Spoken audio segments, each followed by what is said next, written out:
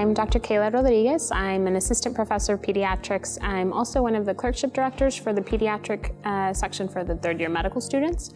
And I see patients at the UT Health Pediatric Specialty Clinic on Trenton and McCall in Edinburgh.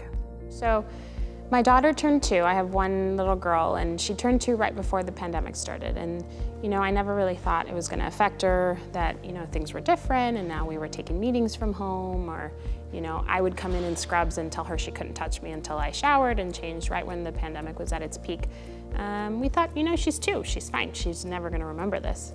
And then a few months in, we were reading a book, and life had changed for her too. She couldn't do the things that she usually wanted to do, or the things that were fun before the pandemic really hit its peak here.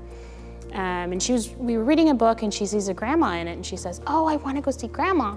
And I said, "No, we can't, honey." And she said, "Why?" And I said, "Well, there's coronavirus, remember?" And she said, "Who's that? I don't like it." And I turned to my husband and said, "Wouldn't that be such a good children's book? I guess she's like imagining it as a person." And he said, "Yeah, go ahead and write it." And I said, "Okay, I think I will." And so I sat down that day and I wrote it. And at first I thought, this is just going to be for my daughter or my 3-year-old niece. Nobody ever is really going to use this or need it. And then it came out, and people started telling their friends, I guess, and I would hear friends of friends tell me that their kids were liking it, and they were now washing their hands and counting to 20 and asking them to count to 20 as well, or maybe not fighting their masks as much as they had been before because of the little girl in the book. And so I've gotten good feedback about it so far. It's had a good reception, and I'm surprised and happy that it's helped, a couple more people than I originally expected. I think one of the benefits of the book will be that parents actually sit down to talk to their kids, and maybe their kids will ask questions like, what is the coronavirus? Why are we all of a sudden washing our hands all the time? Why do I have to wear a mask? I don't like wearing a mask. It's, it doesn't let me speak. I feel maybe a little bit uncomfortable, and it's new to me.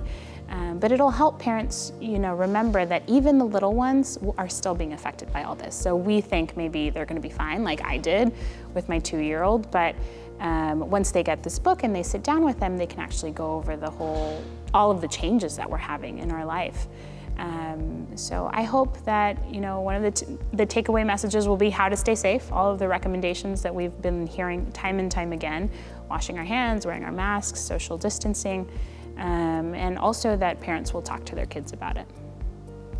I'd like to invite you to join me on December 8th over on UT RGV Athletics program, A Good Night Story, where I'll be reading When the World is Sick. Thank you.